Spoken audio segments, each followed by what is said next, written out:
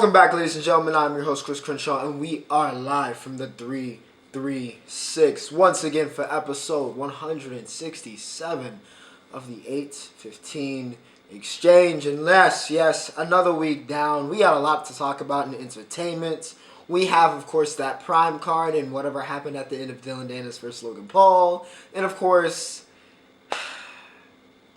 if last week was get back games, in football, this week was I don't even want to call it the statement game. It was really the kind of realignments. The realignment of here maybe are some contenders, here maybe are some pretenders. It was a little bit of it. It was like a slight statement week in college football and in the NFL. So yeah, we got plenty to talk about this week, and of course, we are in the conference. It's not the conference finals, but the conference series in the MLB. So, plenty to talk about. As I said, the NHL is back. As always, remember to like, share, and subscribe if you guys enjoying the content. And as always, everything you're looking for can be found in the description. And, embedded into the video, we've got the chapters, we've got the timestamps provided. So if there's a topic you want to hear me talk about, you can skip ahead to it. This is long-form content. I get it. And like I said, those timestamps are also provided in the description along with all of my social media links if you want to follow me there. Without further ado, ladies and gentlemen, we in here for an hour, so we might as well get it underway with college football. I actually had to remind myself to put this in my notes because it happened on Friday night, and then a lot of stuff happened on Saturday evening pertaining to college football. But I had to remind myself to put this in here literally a couple minutes ago into my notes. Even though it was a massive story, as Colorado has been a massive story throughout the entire college football season. All right, Coach Prime, it was literally, how many times have we opened this segment up talking about Colorado? How many times have you turned on Fox, ESPN, Twitter, whatever it is, wherever you're getting your sports news, Reddit, and Coach Prime is literally, in Colorado, or literally the number one topic? How many times this season? And it usually at the beginning of the season was for good things, but it was not for a good thing. It was not for a good thing this week. Stanford comes back down from 29-0 at halftime. You heard that correctly. 29-0 at halftime. They come back in double overtime and they beat Stanford beats Colorado 46-43. Stunning. I mean, just absolutely stunning. Stunning. Travis Hunter's back. He hits that little spin cycle early in the game. I text my boy Kobe. I was like, yo, hey, Trav is back on his worst behavior. And then it just went downhill from there. It went downhill from there. So maybe it was my fault, Colorado, but my goodness, it just all fell apart. Now, on paper, you're looking, hey, Shedeur had 437 yards total. He had 5 touchdowns and a pick. Hey, that's a good game for Shedeur. You seeing Travis Hunter had 13 receptions, 140 and 2 touchdowns in his return game. Took another massive hit, got back up from it. Okay, hey, we cooking. Xavier Weaver, once again, how many times? I mean, he's played himself into the draft. 7 receptions, 124 and 2 touchdowns. You're thinking, all is well. All is well for Colorado. But no, it was not. It was not. It was a series of poor decision making. And then just the inability. How many times have I come on here on a segment pertaining to, especially the football, but really all sports, right? I say you have to put teams away. You cannot let, and especially like I said in football, you can't let teams linger. You have to put them away. Because if you do not put them away, they will come roaring back. And they may just take you out like the Stanford Cardinal did to the Colorado Buffaloes in this game. Ashton Daniels, we have not sung his praises at all when we've covered him. And really the Stanford team as a whole, they were 1-4 going into this game.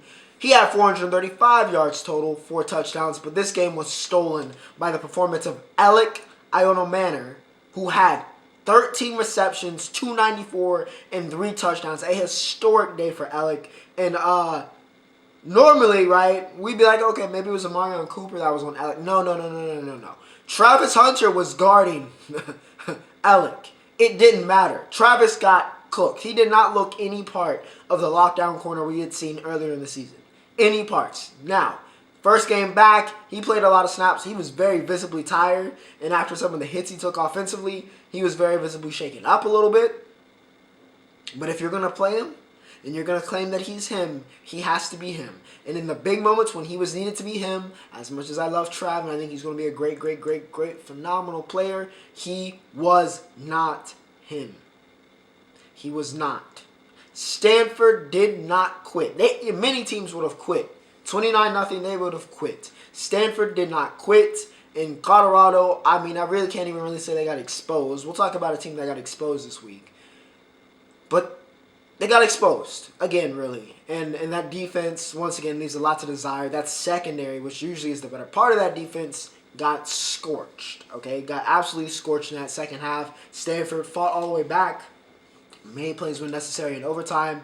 Hit the game-winning field goal. And they walk out of Colorado with a massive win. I can't even really say like it's a panic button for Colorado because this is just like, I want to say it's like a free money year, but it's like, you know, this is the first year of the rebuild. Literally a brand new team. They're just kind of filling things out. But yeah, an embarrassing loss for Colorado.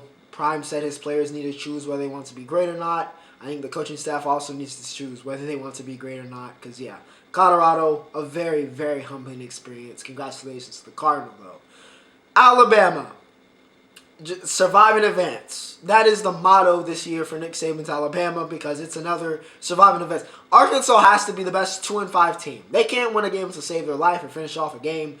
But, man, the best 2-5 team in the country. It's insane.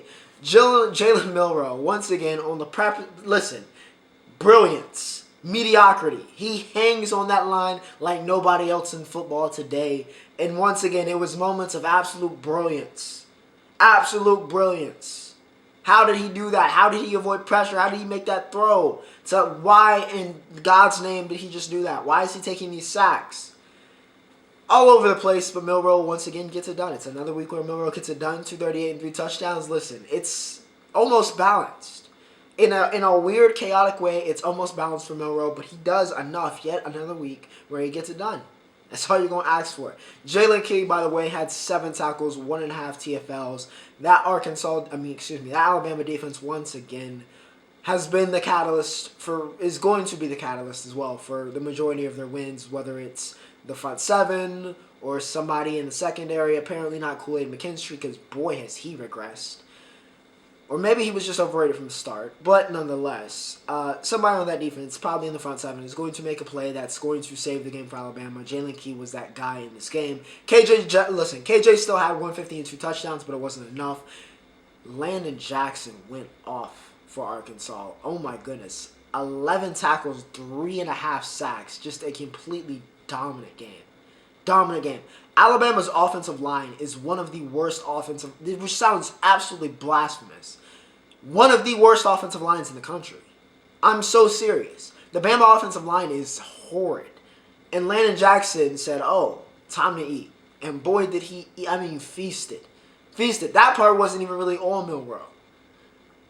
So, yeah, shout out to Landon Jackson, but man, it just was not enough. Bama, shout out to Will Riker. He became the all-time leading scorer in SEC history. And Bama, like I said, survive and advance. The game of the week, of course, was Washington and Oregon, and it lived up to the hype. All right, College Game Day was there. A lot of, a lot of hype around this game.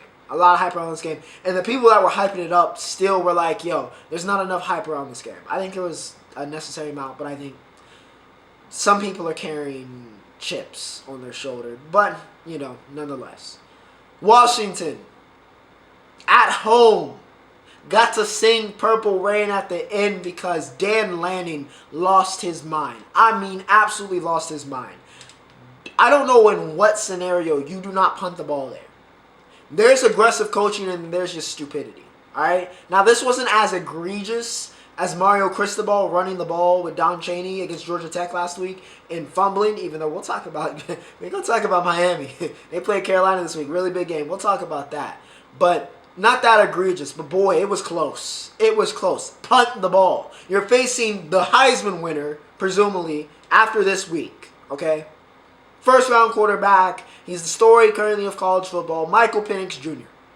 You're facing him in one of, if not the best receiving corps in the country. They shredded you all. Well, they haven't shredded you all game, but they're still viable to destroy you at any moment. Still having good games. Why in the world do you not make it as hard as possible and an easier job for your defense by pinning them deep instead of giving them the ball just outside their 50-yard line? I don't understand that. I do not understand what Dan Lanning was thinking. I mean, I know what he was thinking, but it was still stupid. Way too risky. Play to win. He was not playing to win. Aggressive play calling in that scenario was absolutely not playing to win, and it cost his team. This loss was on him. One can't even really put it on players. This loss was on him.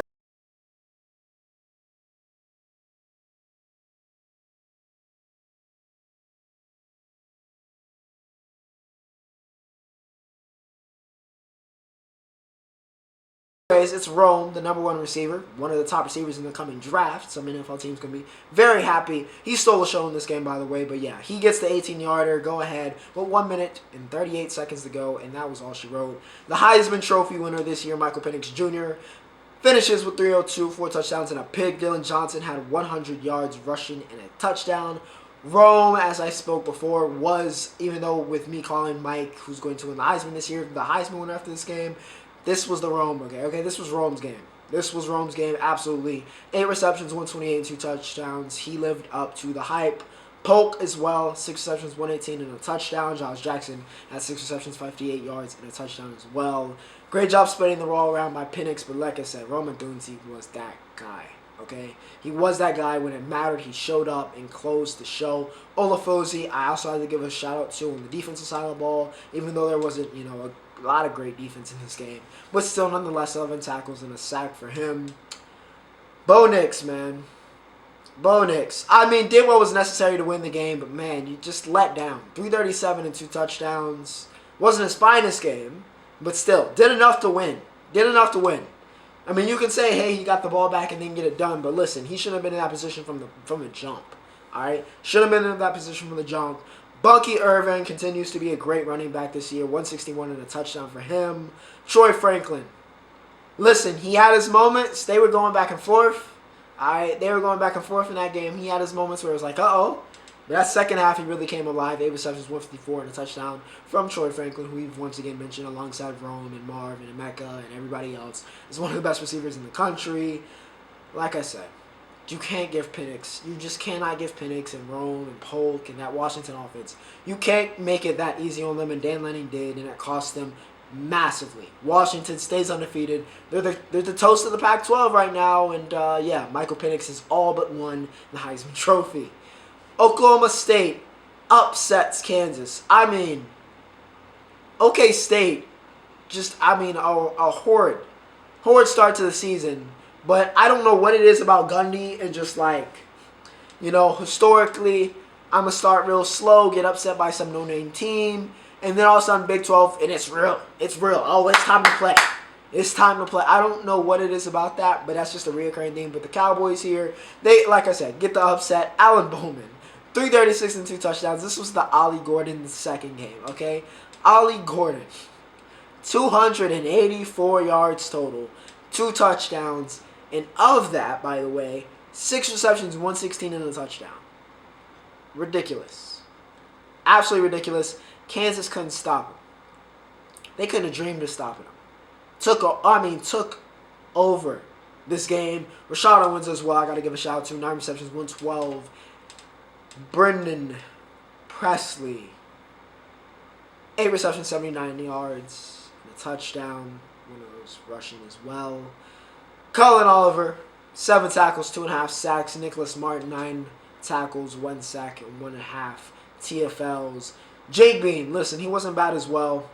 410, 5 touchdowns, 2 picks, which feels about I feel like he's had another similar game where he exploded like that, and it was a very similar stat line, but in this game, they took a L. Listen, like I said last week, this is going to be the story of, man, what if Kansas just could keep Jalen Daniels out? What if he stayed healthy? Imagine what Kansas could be, but I can't really put this loss completely on Bean. Mason Fairchild, 5 receptions, 95 yards, and 2 touchdowns. Quinn Skinner, by the way, 2 receptions, 91 yards, 2 touchdowns, which is crazy stat line. But Kansas, man, for all those numbers I just read off, it just couldn't Just couldn't. Oklahoma State, especially that stop at the end to close the show, was massive.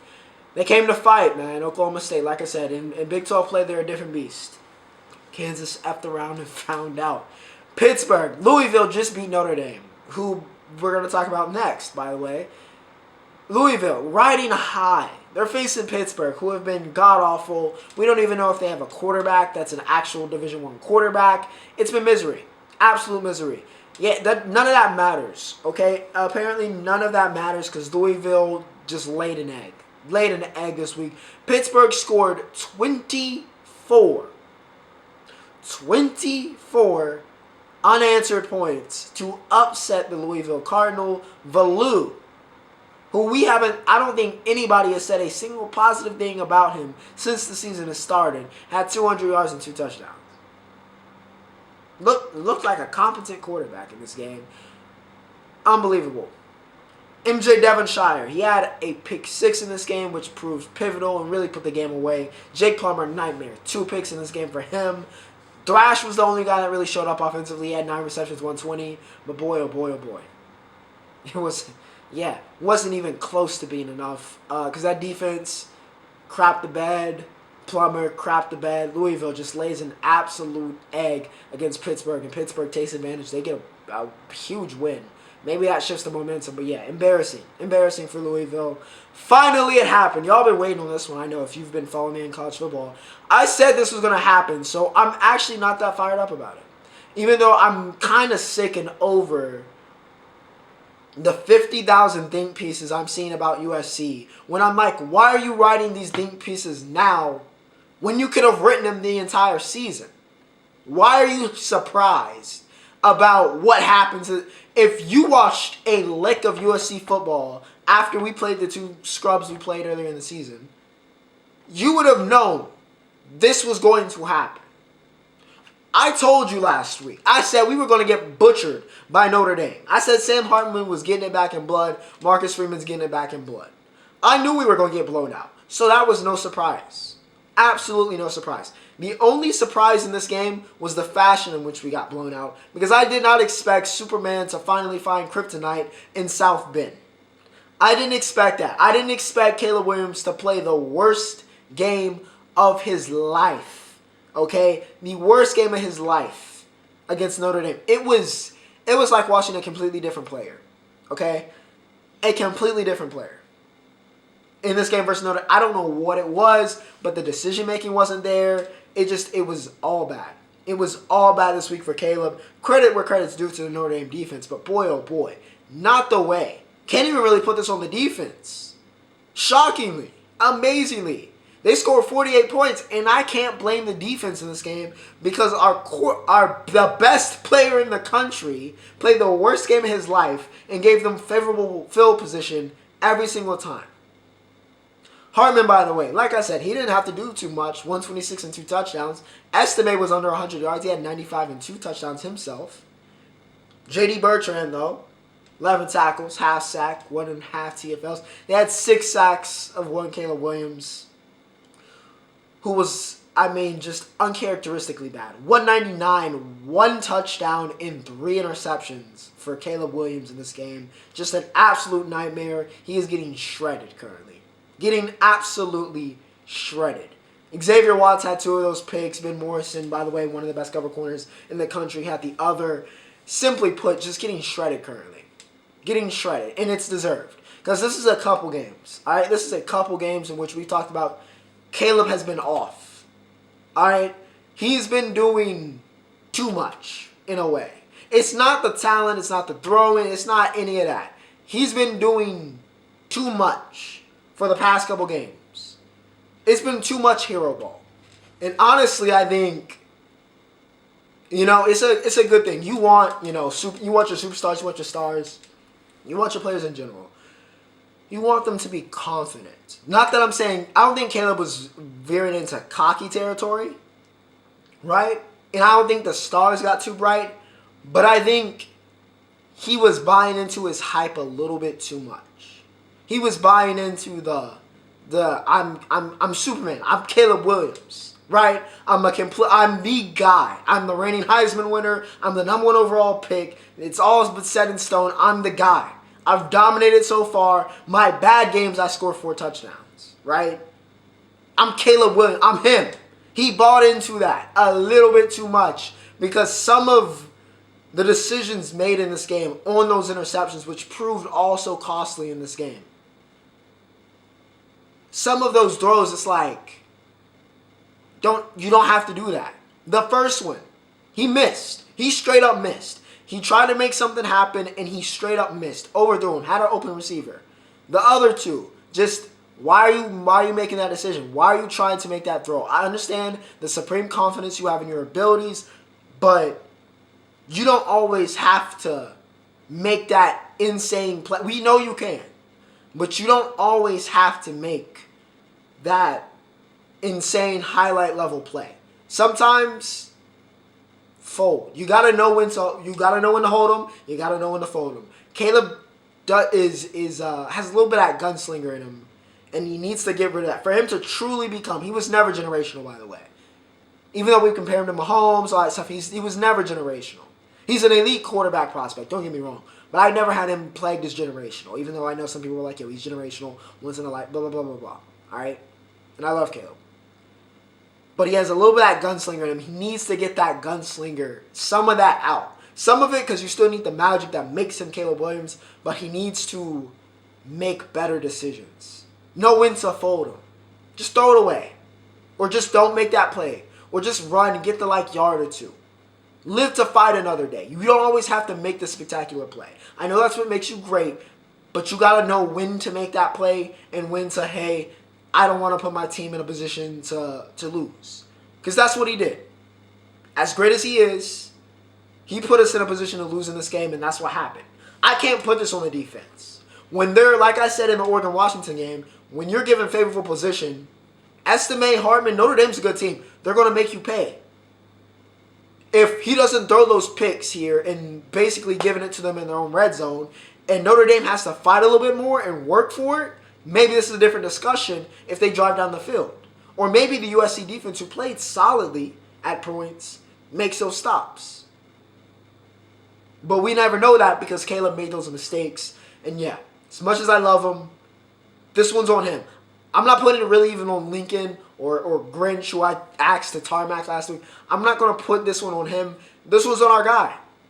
He wants to be the guy. He's got to take the heat. I think he needed the heat. I think this was a necessary game to bring down expectations. I still don't think we should be ranked, to be honest, because I don't think we're that good. But we needed this game, or it was going to be a very long couple weeks.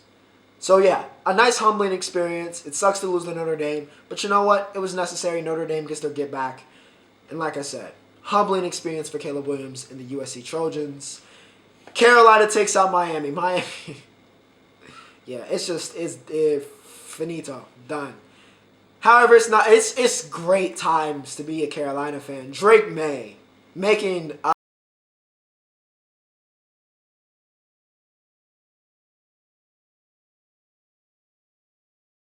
Omarion Hampton, by the way, has to be all ACC this year.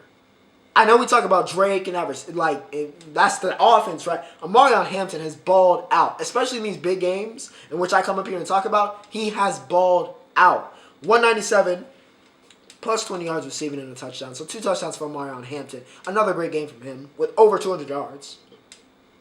Balling out. Des Watkins. This is why they wanted him back so desperately. 6 receptions, 132, and a hat trick. This takes Carolina, him being there, takes his Carolina team from, this is a good Carolina team, competitive in the ACC, to, oh boy, Florida State might have to answer. They might actually have to answer the bell against somebody else in the ACC. That's what Des Walker does to his team. He showed why he is considered one of the best receivers in the country. It feels like we have a lot of them, because we do. We do. Just like we have a lot of great quarterbacks this year, we have a lot of great receivers. It's been that way for, honestly, a couple years. And Walker is one of the ones. Kamari and Rucker as well. I got to give a shout once again to that front seven of Carolina, which I think is absolutely delightful. 2.5 sacks for him. Cedric Gray, bro. He's going to go very high in the draft as long as he tests well. 10 tackles. He tackles everything with a pulse. He also had a pick in this game. TVD. Not a night to remember, okay? Sure, he had almost 400 yards passing, 391. Sure, he had 4 touchdowns, but he threw 2 picks, okay? 2 picks and costly, very costly picks, okay? Can't put it fully on him, but that Carolina defense made plays against him. That's why he's never been truly elite. He's always been a good quarterback, but he's never been a truly elite quarterback. And it was games like this that were really a shining example of that. I do have to give a shout out, though, to Jacoby George, 6 receptions, 125 and a touchdown. And Xavier Restrepo, who's been a model of consistency for the U, 11 receptions, 96 yards and 2 touchdowns. Bashard Smith as well, 3 receptions, 90 yards and a touchdown. Cam Kitchens, once again, is going to be a very high draft pick at the safety position. 9 tackles, 1 sack, 2 TFLs, 2 pass defenses. Francis Maguire, 6 tackles, 1 sack, 2 TFLs. But listen. Carolina's defense making plays when necessary, and Drake and Dez is just going to be a dynamic duo for the rest of the year. And it's almost more deadly because people don't have film. They don't have film on Dez.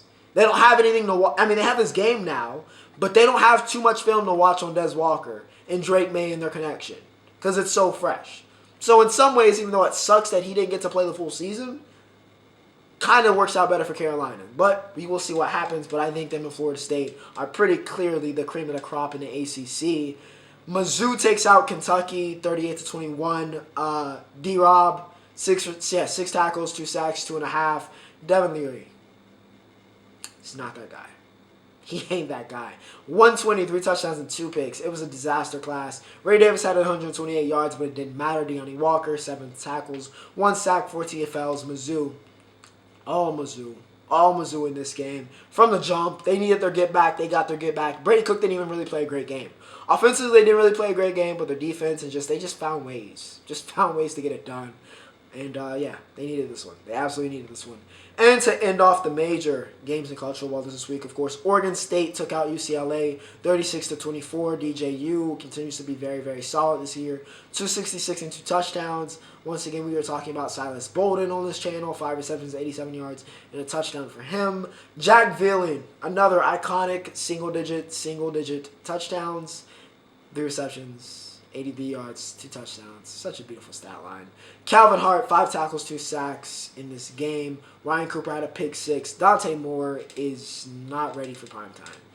Listen, he may be ready for one day, but the 5-star freshman is not ready for prime time. Especially not against these dogs, man. Not against these real, these teams that are, here. Woo! Boys getting cooked. 165, listen. It was worse than Caleb. Somehow, some way worse than Caleb. 165, 1 touchdown, 3 picks. Yeah, it was a horrid game for Dante Moore. Again, he's a freshman, not the end of the world, but yeah, he ain't ready for prime time. Carson still was, 110 and a touchdown, so maybe he should have just ran the ball more. But either way, it doesn't work out for UCLA. They get the loss. Kamari Ramsey as well. I got to give a shout out. 8 tackles, 1.5 TFLs, but Oregon State gets their get back as well. Tennessee. TAMU, as I end this up and just kind of round out the week, Tennessee survives Texas A&M, who gave them a scare as expected. Tennessee is just not that same team. They're not. It's going to be a lot of this, and they're going to get nicked a couple times potentially. So, yeah, was no surprise there. Brock Bowers got injured versus Vanderbilt. He could be done for the season. I think this bye week is huge for Georgia because Oscar Delp, welcome to the stage. It's time for you to get reacquainted and really, fill in that position. But this is an entry with national championship, complications. If Bowers is out, Georgia is nowhere close to as dangerous of a team, especially offensively. I mean, that neuters them offensively significantly. They got some solid players. DeJuan Edwards has been great all year. They got receivers that can maybe step up. Delp is, very highly regarded. They got some other tight end prospects. But Bowers is one of the best players in college football. And losing him, massive loss. Georgia could be in danger with, him being gone. Sicko's game of the year potentially with Navy and Charlotte. Over 900 yards of punting. Navy won the game 14-0, and they had 500 yards punting. Charlotte had 395. What a homecoming. What a homecoming. Just an absolute horrid game. I had friends that were at that game. Of course, as you know, I'm a Charlotte alum. Yeah, it was just not, it was not good. It wasn't fun. Wasn't none of that stuff. Just a real rough one. Just a real rough game. Real rough game. With that said, ladies and gentlemen, unofficial water sponsor, Deer Park. Because that was a lot of talking. That was a very long college football segment. And we got another one, all right? Combat sports. We had the prime card. All right? We had the prime card. Before I get to Logan and Dillon, we'll talk about the main event, as we do here on Combat Sports. Tommy Fury beats KSI by majority decision. JJ was absolutely fuming. I mean, seething. After this decision, he was kicking the stage. He was just absolutely heated. Heated. Honestly, I didn't watch the 5th round because I cut it off because it was one of the worst boxing matches in terms of entertainment that I had ever watched in my life. So Tommy may have won, which, listen, it was a very hard fight to score because every exchange ended up with them hugging each other, with them tied up somehow. And that's just impossible to score. So honestly, I wasn't surprised. I was like, wow. Because I had JJ winning by a little bit. Going into that 5th. I don't really know how the 5th went. Nobody's really been talking about it, so I can't really tell you. But Tommy gets the decision. He stays undefeated. And honestly, it wasn't a good performance. For Tommy, who's supposed to be the real boxer, didn't look good in this fight. Now, KSI is a very unorthodox, boxing style. I mean, he basically, it's like right hand. And if he doesn't land the right hand, this could get kind of, grim. But you would expect Tommy to pick that apart and just, outbox him. But that didn't happen. Tommy didn't look that much better, shockingly. And honestly, there's an argument that KSI won the fight. So, yeah, just a really rough main event. A rough main event. Tommy gets the win. I don't know. Yeah. I guess Jake next again, or maybe it's JJ again.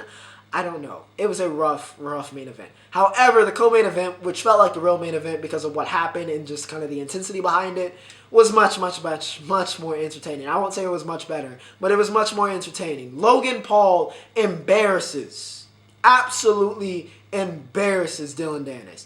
I don't want to hear from Dillon Danis anymore. I don't even want to see him fight in any other mixed martial art. He's done. He's finished. He's a joke, which is what he's been from the start. But, here was his chance. Here was his clout. And he failed. He failed on all accounts. This man sat here and he wants to claim a moral victory because he didn't get knocked out, which is BS. You got whooped. Straight up. You got whooped. Your face told the whole story with the 2 black eyes. The only damage you did to Logan in this fight was not even in the fight. It was when you threw a water bottle and cut him open the day before. That was the most damage Dillon Danis did to Logan Paul all week. This was an all-time embarrassing performance in the history of boxing, in the history of creator boxing, whatever if you want to delegate them. Embarrassing. You sat here for 2.5 months slut-shaming this man's fiance, catering to the incel community, catering to the alpha male community, as, I'm going to, send Logan back, I'm going to troll him, I'm going to do all this stuff, blah, trying to sell tickets, but also just being a prick, doing all this stuff, talking crazy. Talking crazy about this man and his fiance and his family. Talking crazy. For you to show up and fight like a bum. It wasn't even in like a, Nate versus Jake, where Nate, we got pretty clearly, he ain't going to win this, but you know what? He had his moments, he had his entertainment, right? You don't even get that. Because when you try, let's be honest, you tried. You tried to get your little moments, and you failed. You're the MMA fighter supposed to be legendary on the ground, all this stuff you talk about. You went for the takedown 1. I don't know if you forgot Logan wrestles, but anyways, and I don't mean professional wrestling.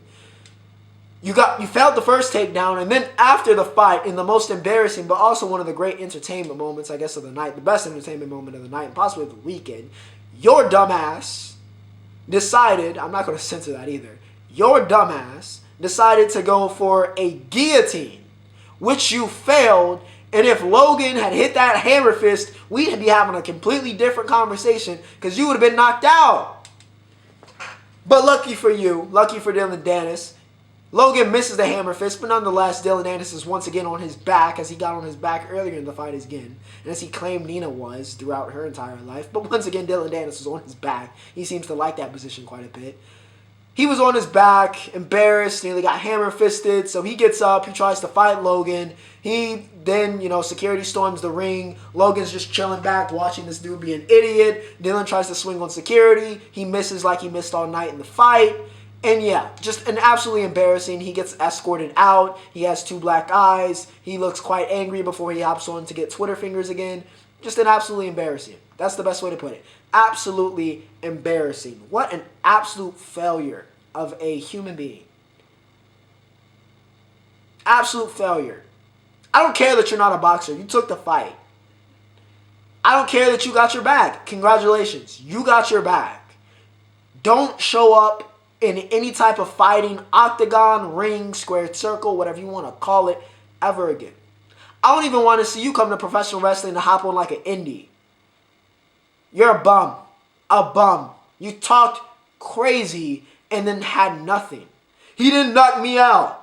I can't see out of my right eye, but he didn't knock me out. I made a fool of myself and couldn't land a punch. 8 punches. 8 punches the whole fight.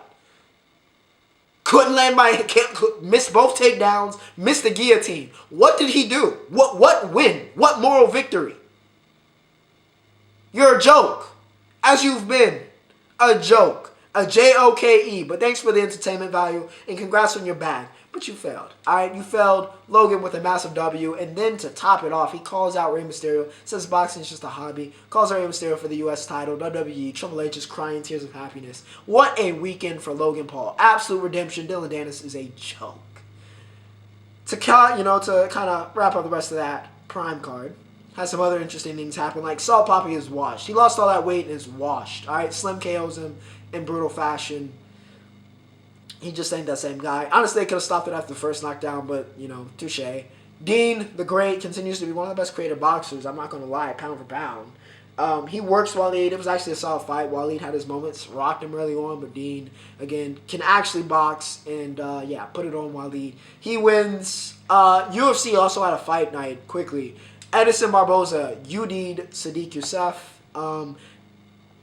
Still got it. Still got a little bit. He ain't completely washed. He's like a great gatekeeper. Edison is a great gatekeeper, And Sadiq, the gate was closed on you. But yeah, he's just like an elite level gatekeeper, which I'm fine with. Honestly, for this point of his career, I'm absolutely fine with that for Edison Barboza. He continues to be a people's legend. I don't know if he'll be a Hall of Famer, but he is a people's legend. And he was that once again in this fight. That spinning heel kick was disgusting. And yes, that was combat sports. Dillon Danis is a joke. Alright, ladies and gentlemen, with that said, we have reached ENT, baby. ENT, entertainment. Gen V. Alright, another week of Gen V. I said Kate was sus last week, and I turned out to be right, man. I turned out to be right. I want to like Kate, too. It seems like she's being manipulated. But she was manipulating her friends. It's going to be tough to her to get that trust back. But turns out she's been, wiping everybody's mind, making them forget. So, we will see what happens there. I'm surprised, honestly, with knowing the boys. I thought Andre was going to kill her. I honestly thought in the last 10 minutes of that show, I thought Kate was going to die. When it was revealed, I thought Kate was going to die. I thought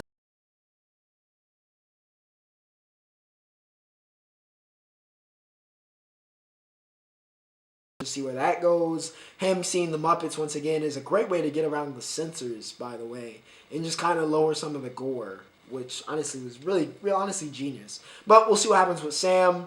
Jordan and Marie continue to kind of develop the relationship and, see where he goes with that. They're still drawn to each other after mind wipes. Emma and Sam as well are drawn to each other after mind wipes. And yeah, the team is just kind of coming together. This was a very concealed and just kind of figuring out who's wiping our minds. It was kind of detached in a way, but I think it was very necessary. It wasn't necessarily like filler, but it was still like, it was necessary in terms of the entire narrative and kind of getting where we're going in the story. So yeah, Gen V's been great. It's been great. Loki.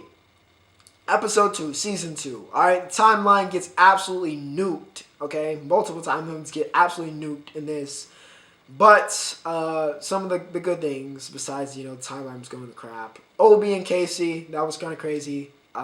Casey wants to get an autograph from Obi because he's like a celebrity. By the way, Obi has been great. Alright? It's been a great character addition, and just kind of seeing Ouroboros in action has been really fun. X5 is Brad Wolf, which I feel like is a play on Brad Pitt, I would assume. Him, you know, going into his life as this like movie star and just kind of seeing how they go through that. That was funny as well. Breaking Brad. Loki and Sylvie finally reunite. And you know what? It's crazy, man. It's got to be a crazy feeling to basically get friend zone / curved by yourself. Like, that's crazy, bro. You have a clone, a female version of you, or a female variant, should I say, of you, and you get curved by her. That's tough. That's really, that's rough, man. Sylvie, she's very, very much so against the TVA, and yeah, we'll see what happens. I'm trying to see what she had. I don't know if that was Rinslayer's thing or whatever she had, but she went back to her own place. She was working at McDonald's. Her and Loki are a very, very tense situation currently. Loki, of course, going against Brad. We got to see Loki in full fashion. You see him use magic again, which was great. And yeah, another great episode. Loki continues to deliver.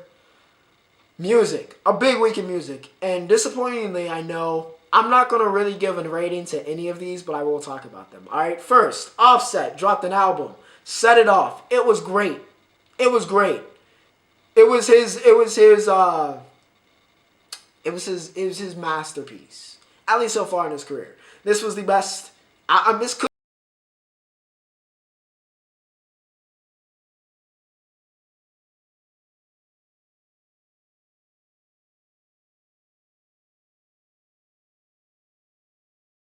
low nines. I'm thinking low nines for Set It Off. It was that good. A My Grace by Feet Trav, phenomenal. Princess Cut feat Chloe was phenomenal. He did a great job with the features. It was a really good album. Alright, really good album from Offset, even though it got outsold by King Carson, which I did not listen to. I'm not the, big kind of,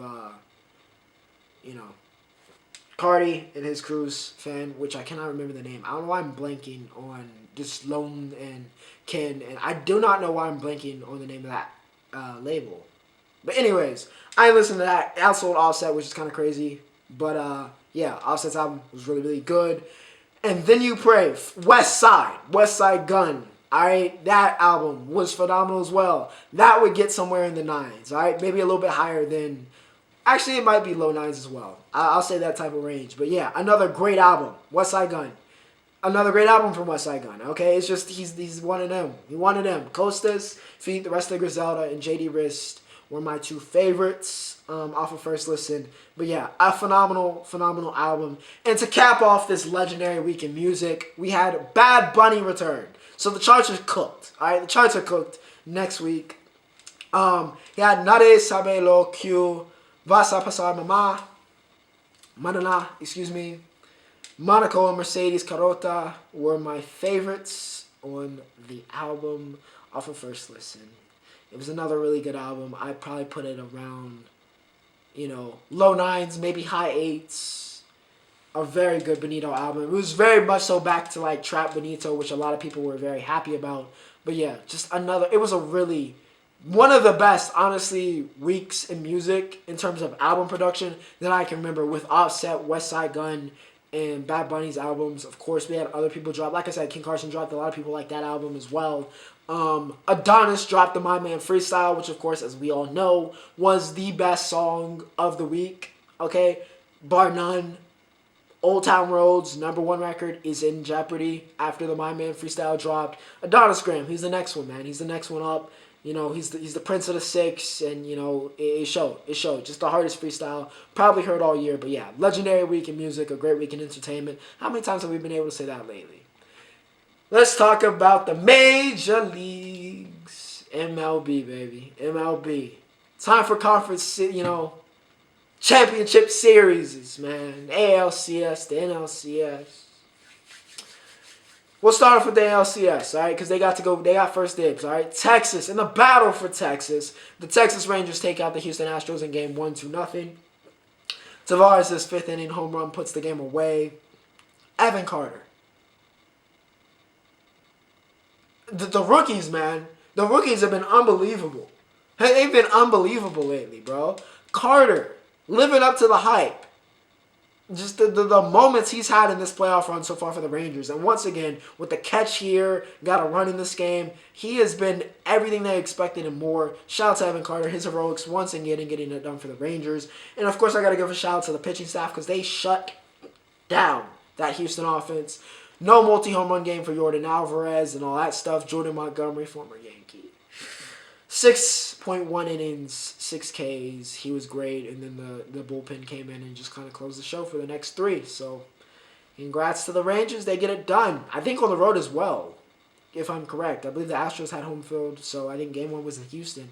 So, yeah, even better. Even better. Very impressive win for Texas. They make a statement in Game 1. Of course, Game 1 of the NLCS is today. This is Houston. Well, not Houston. Excuse me. Philly and Arizona, which Philly made it last year. Maybe you'd expect Arizona. I don't think anybody at the beginning of the season was expecting them to be here. But here they are, okay? Here they are. Corbin Carroll, another phenomenal rookie who has been great in the playoffs here for the Arizona Diamondbacks, is really taking his place as their franchise player. Christian Walker, once again, has been phenomenal all year as well for the Diamondbacks. Nick Castellanos became the first man in MLB history to hit back-to-back home runs in back-to-back playoff games. Just an absolutely disgusting performance, what he did to the Atlanta Braves. You know who else was disgusting? Bryce Harper. Looking every bit the prince that was promised he was once promised to be at the beginning of his career. Looking like the LeBron James of baseball. He's been electric, as he always is in the playoffs. We talked about it last week. Once again, he delivers against the Braves and helps close that show. And here we are against the D-backs. You know he wants that championship. You know he wants to bring that back to Philly. But Arizona, listen, don't count them out.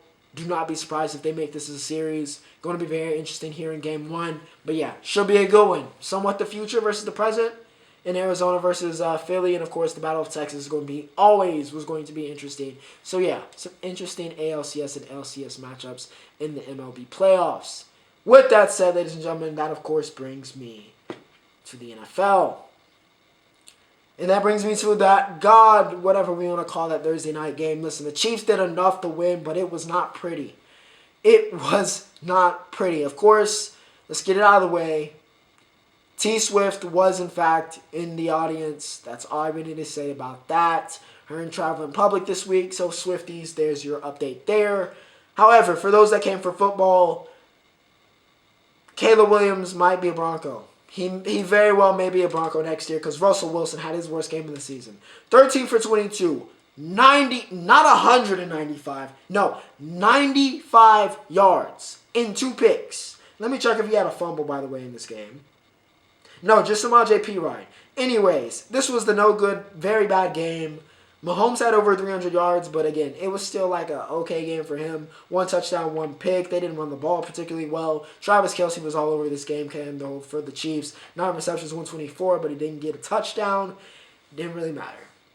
All right, it didn't really matter at the end of the day. Harrison Butker was player of the game, and the Chiefs get another win. They beat the Broncos. Russell Wilson down horrendous. Stop letting Russ cook. The Ravens in London town with Tennessee. And it wasn't that much better of a game, to be completely honest. There were a lot of duds. Okay, there were a lot of duds this week. Okay, Nick Folk and Justin Tucker went back and forth. We had some more absolutely god-awful, horrid quarterback play. This one due to Ryan Tannehill, who once again may not have a position and may not have a place next year. But here we are. He went 8 for 16, 76 yards and a pick. Malik was actually better, which is shocking to say. He went 4 for 5, so credit to Malik Willis. But yeah, still nowhere near enough. Tennessee was not a threat. I do not know why they stopped giving the ball to King Henry. In Britain, it was a match made in heaven. He was great. He had 97 yards on 12 carries and a touchdown. Feed King Henry, man. Just feed him. Feed him, and maybe it worked out, but they didn't. They paid the price. Lamar Jackson, once again, continues to be put down by his receiving corps, which is a problem because we thought that was fixed. Zay Flowers did get his first touchdown here in this game. Justin Madubuike had 2 sacks. Jadeveon Clowney also threw it back and had 2 sacks as well. Ravens get the win in London, Tennessee, once again. 2 straight games with bad quarterback play. Will it continue? Yes, it will, because Desmond Ridder had the privilege of playing football, and that's not always a good thing. He did have 307 yards, though. So, hey, he also threw 3 picks. Sam Howell had his get-back game, all right? He had 151 and 3 touchdowns, okay? Sam said, all right, listen, it's not going to be on me. It's not going to be me. I'm not turning the ball over. I'm just going to do enough. I'm going to do enough to get us this win. Defense shows up in a big way. We're going to be all right. Casey Toohill. Not the name you usually hear when we talk about the Commanders and about the commies, but hey. He was the guy defensively. He had 2 sacks in this game. Kendall Fuller, Jamin Davis, and St. Juste are the ones who got the interceptions in this game. Like I said, 24-16. It's not a pretty score. It was not a pretty game. Desmond Ridder. The Falcons need a quarterback. Arthur Smith might not need to be a head coach, okay? He might not be built for this game. All right, I'm not going to lie. He might not be built for this game. Bajan had a mere 37 yards on 13 carries. Drake London finally showed up. 9 receptions, 125. Kyle Pitts actually scored a touchdown this week against me after I cut him in fantasy for Jonnu Smith, who also had a touchdown in this game. But Kyle had a few more yards, so he won the battle, yada, yada, yada.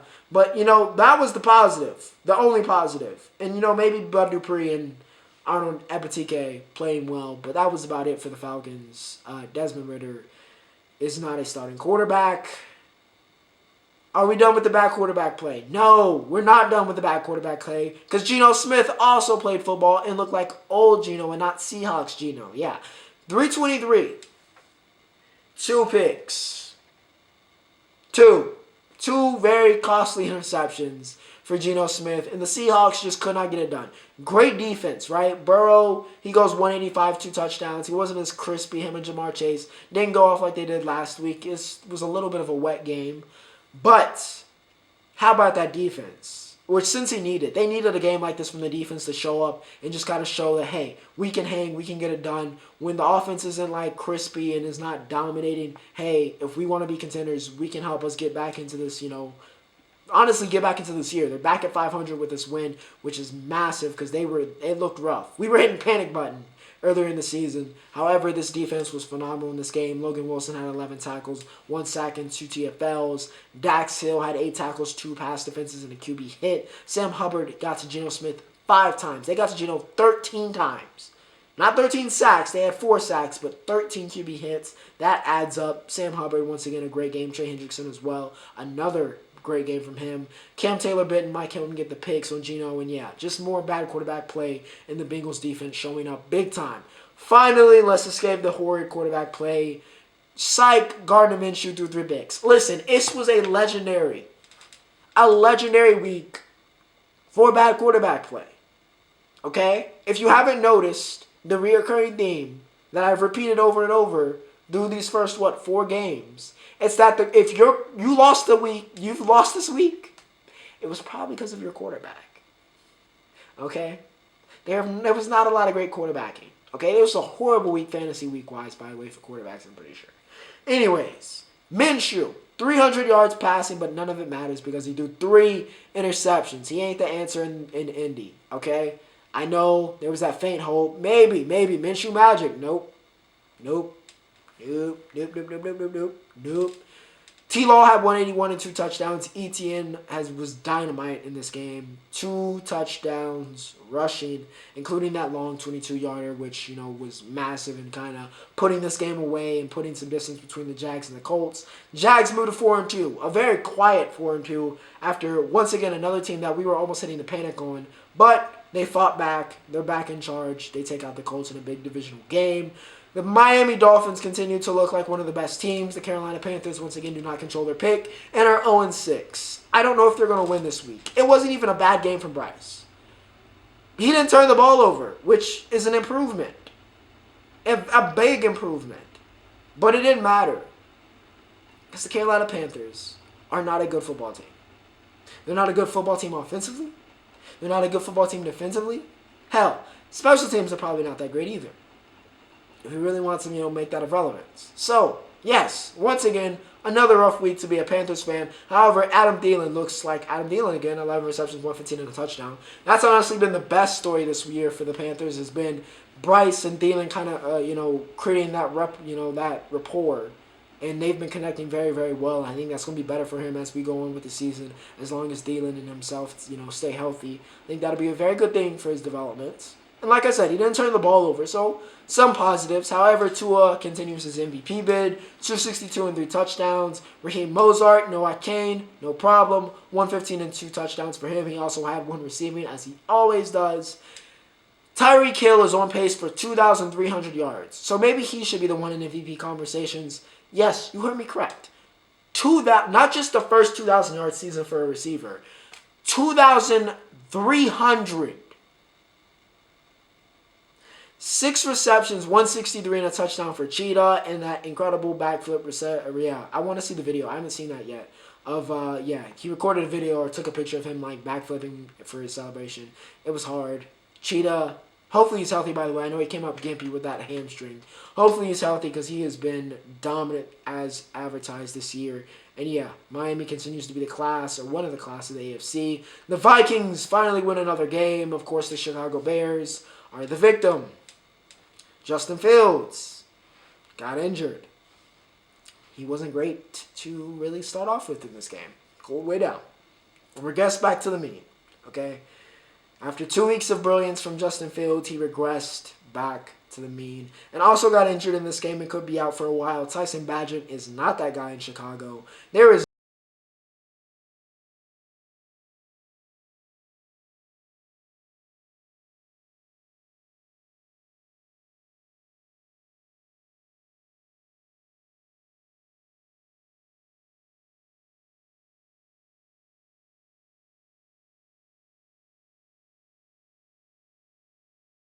let me look and see what Daniel's at. Yeah, he's at 8 sacks for the season. Just a great year for Daniel Hunter, but otherwise, it has not been a great year for the Vikings. However, they do get a much-needed win, or if you're tanking, not a good win. But, they needed this, okay? They needed this. The Browns take out the 49ers, and the undefeated has fallen. Dustin Hopkins, single-handedly. Well, not single-handedly, because that defense showed up. I don't know why these two teams were dedicated to hating each other, by the way, in this game. Did not understand it. I don't know what happened. Trent Williams comes and absolutely decks, I forget who, some poor DB before the game. I don't know why they were chirping each other. The Browns don't have Chubb. They don't have Deshaun. You're thinking, all right, this is a field day. The 49ers have been the best team in the league all year. They just beat the brakes off of the Cowboys. Glory, glory days. Nope. Absolutely nope. CMC gets hurt in this game, and with him out, it just all falls apart, okay? It all falls apart. Brock Purdy, who y'all tried to call an MVP candidate last week, I did not forget, showed that he is not that guy. He's in a great system. Purely system right now. Purely the system. He didn't show up, and yeah, 49ers get upset. Browns, congratulations. And I know I didn't mention it, by the way, for the last game with the 49ers and the Browns, but P.J. Walker was the quarterback for the Browns. You know, I was talking about how quarterback play sucked this week. Yeah, 2 interceptions for him. So, yeah, just continues. C.J. Stroud wasn't even good. The savior. You guys is Nadie. All right? Twitter's favorite football player. He wasn't even great this week. But still, it was better than pretty much everybody else. So, I guess we'll count it. 199 and 2 touchdowns for Stroud in this game. Derek Carr was about as mid as possible. All right? It was a signature Carr game. He goes for 353 yards. He throws the ball 50 times, and he has a 1 pick and 1 touchdown. I mean, that's the most Carr stat line I could possibly think of. And yeah, besides that, the Saints just could not finish a drive to save their life. To save their life. They could not finish a drive. Chris Olave has 7 receptions, 96 yards, which is becoming a weekly occurrence. And I mean, he does not score a touchdown. It does not happen. He has what? Yeah, 1. He's the number 1 receiver. Over 1 touchdown. Somehow, some way. Rashid Shaheed stole the touchdown this week. He goes 2 receptions, 85 yards, and 1 touchdown. That glorious stat line. Demario Davis showed up. I mean, the defense honestly showed up. The problem is Blake Grupp, 2 for 4. Couldn't finish a drive to save their life. And the Texans get the win. Again, not a great football game. Maybe defensively, but just not a great football game. it's not going to get better because we're talking about two of the worst teams in the league, and that is the Raiders and the Patriots, even though the Raiders somehow are 3-3. Okay? Garoppolo got injured in this game, and it worked out for the Raiders because Brian Hoyer blacked out. Okay? He went 6 for 10, 102, was great. Do an incredible deep ball, which was, I was like, wow. Patriots really are finished. If Brian Hoyer is connecting on deep balls, it's done. Okay? It's absolutely done. Josh Jacobs utilized him a little bit better in this game. Still no touchdown. Jacoby Myers gets a revenge game against his old team. 5 receptions, 61 yards, and a touchdown. Yeah, they got 4 sacks. Max Crosby, of course, with that safety on Mac Jones was big. Mac was not as bad as he's been, but still threw a pick. He did, hit 200 yards. So that's a positive. Completion percentage wasn't garbage. So some positives in this game. What enough? Kendrick Bourne, honestly, was the only notable offensive player. 10 receptions, 89 yards. Of course, no touchdown.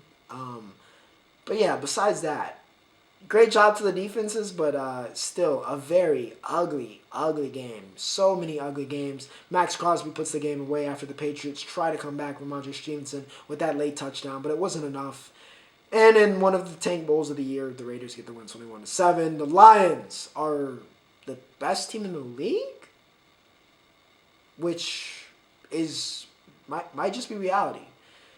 Jared Goff, finally, somebody knows how to play quarterback. It's amazing, isn't it? 353 yards and 2 touchdowns for him. ARSB, Amon-Ra St. Brown, fight on. 10 receptions, 124, and a touchdown. J-Mo finally got hit on a deep ball, and it's been glory. Hutch didn't have a pick. It didn't really matter because that defense, once again, has been brilliant. Brilliant yet again. Now, some will say they were playing the Buccaneers, who have been good this year. They're 3-2. We're 3-1 going into this game. Baker Mayfield been playing very, very well. He got shut down 19 for 37 in this game and a pick.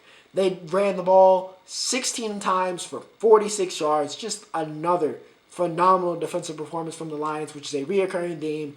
As I've sang Campbell's praises, I will sing them once again. They know what they are. They are committed to what they are. They drafted to what they are. And now they are playing like what they are. And what they are is one of the, if not arguably right now, the best team in the league.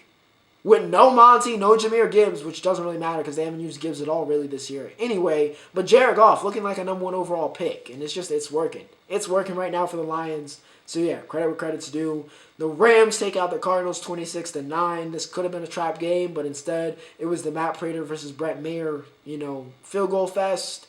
Stafford, a model of consistency, didn't explode in this game, but still 226 and a touchdown. Kyron Williams was dynamite. 158 and a touchdown for him. He was great. Cooper Kupp continues to eat. 7 receptions and 148.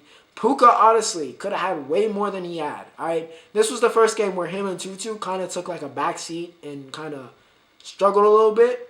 But I think that was a little bit on, them in a sense. Not so much Tutu. He only got 1 target, but Puka definitely could have had a much better game and a much more productive game. I don't think him and Kupp are going to offset each other as much as I think a lot of people expected. Aaron Donald in that defensive line continued to cause havoc. He had 3 tackles for a loss. Jonah Williams had a sack. Byron Young had a sack. And yeah, Josh Dobbs, he's had some good games this year. This was not one of them.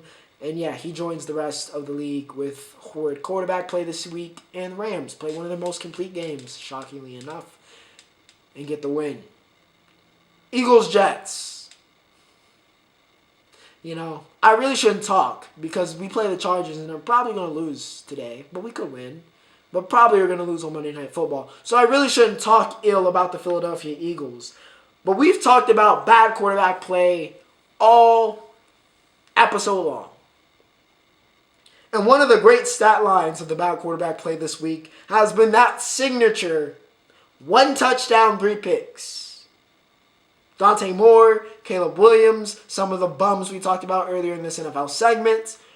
Well, Jalen Hurts, come on down. Come on down. Because boy, oh boy, Coach Sturdy better be making one about him this week. Because this was an all-time bad game for Jalen Hurts. He joins the bad quarterback play club this week with 1 touchdown, 3 picks. I don't know what in the world on some of those interceptions.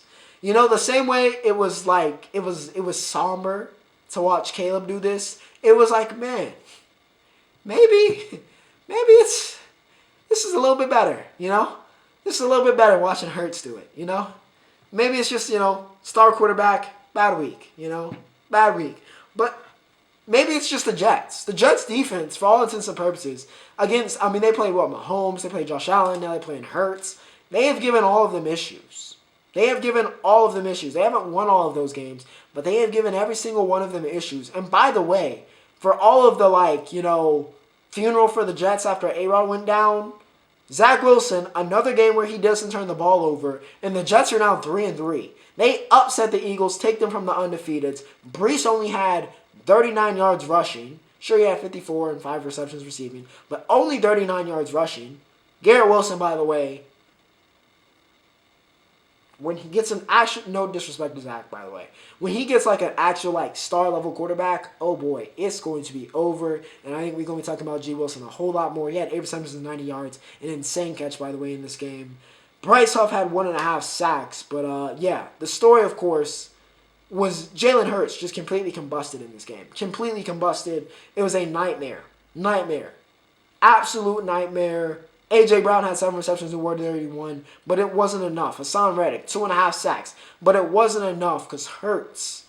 Very rarely will we probably come on and say that he played them out of a game, but he played them out of a game, similar to how the way Caleb Williams played USC out of that Notre Dame game, and they both paid for it. The Jets take out the Eagles 20-14.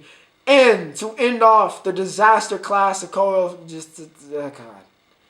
14-9. This was not a fun NFL week. I don't know how many pictures I'm actually going to pop up. And this was probably one of the quicker NFL segments because I'm just going through this and I'm just cringing. Okay?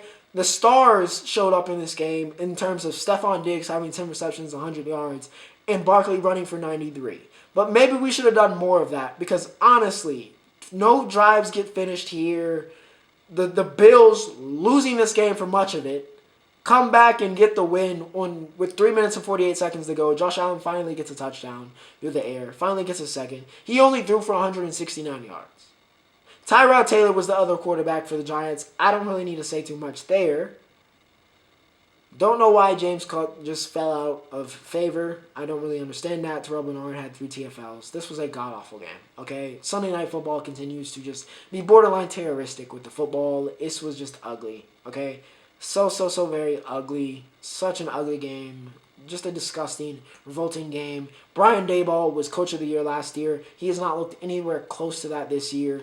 It was just bad, okay? Quarterback play was bad. The NFL this week was bad. It just was not good, okay? Horrid. Roundup, please. Thank God. I need to purge the sins of the NFL week with this Roundup. Kyle Larson.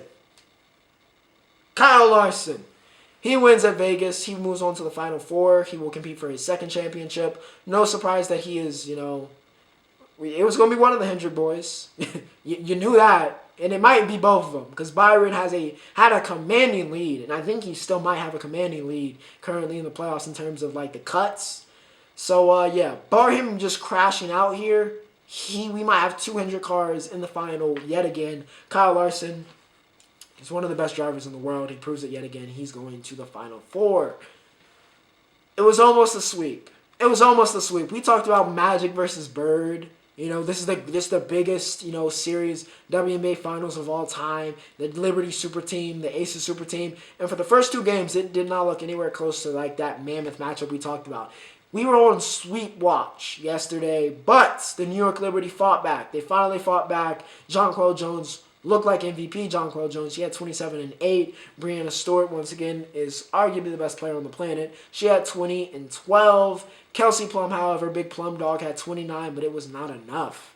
The Aces just weren't as crispy. Asia wasn't as crispy. And like I said, the Liberty just played better. All right, they played much better than they had in games 1 and 2. It finally looked like they made adjustments to Becky Hammond and that Aces team, and it paid off. It paid off big. They fought back a really pivotal, obviously besides their backs being against the wall. This was a really big win in terms of the momentum of this entire series. So yes, we'll see if they can fight back, tie it up, send us to a Game 5. But yeah, Liberty hold off the Aces for at least one more game. And the NHL season is back, and Austin Matthews. Okay, listen, Connor Bedard, blah, blah, blah, first goal, generational player. He played, Crosby, huge moment, blah, blah, blah. Anyways, Austin Matthews is what I really want to talk about. The man kicks off the season with back-to-back hat tricks. He's only the second man since, I think, 1917 to do that. And it wasn't Gretzky, by the way, who's the first to do that somehow, some way, but Matthews. Matthews kicks off the season with back-to-back hat tricks. Healthy Austin Matthews might be a problem, all right? We were on 60 watch last year. We might see the most goals scored since the 90s. If he stays healthy. He is in that type of form, and he is that type of player. Matthews kicks off the NHL season with a dominant display. We will see what that means for the Maple Leafs and, of course, for Matthews as we go along with the season. But, ladies and gentlemen, that is all I have for episode 167. Like I said, Dillon Danis is a bum. God-awful quarterback play this week. Some get-back games similar to last week. And, of course, it was a legendary week in entertainment. But I hope you guys enjoyed. I will see you next week. Or if you're here for the reactions, I will see you later in the week. But without further ado, ladies and gentlemen, it is spooky season. Ocho signing off.